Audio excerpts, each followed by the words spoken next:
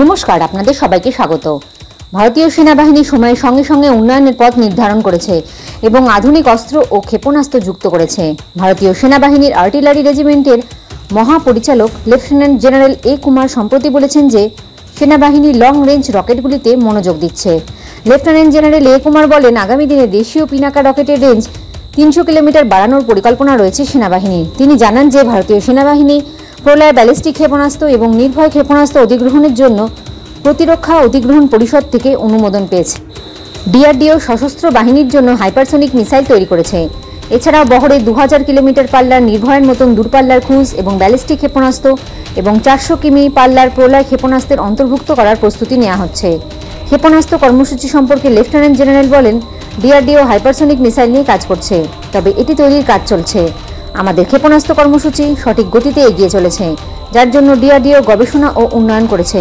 Lieutenant general বলেন, সেনাবাহিনীতে এইসব ক্ষেপণাস্ত্র অন্তর্ভুক্ত করার উদ্দেশ্য ব্যালিস্টিক ও ক্রুজ ক্ষেপণাস্ত্রের পরিসর এবং নির্ভুলতা বাড়ানো। পিনাকা রকেট সম্পর্কে লেফটেন্যান্ট জেনারেল বলেন, পিনাকা আত্মনির্ভর অভিযানের সাফল্যের গল্প। লেফটেন্যান্ট জেনারেল এ কুমার গোলাবারুদ সম্পর্কে তথ্য দেন। তিনি বলেন, নির্ভুলতা ও প্রাণঘাতিতা বাড়ানোর জন্য বেশ কিছু উন্নতি করা হয়েছে। আমরা লোটার যুদ্ধাস্ত্র, সোয়ার্ম ড্রোন, রানওয়ে স্বাধীন আরপিএএস এবং অনুরূপ জিনিস কিনছি। এছাড়াও গোয়েন্দা ও নজরদারি জোরদার করার জোর দেওয়া হচ্ছে।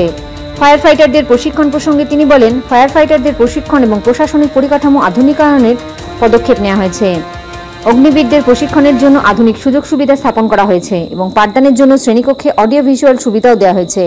জয় হিন্দ, জয় জওয়ান, জয় কিষান।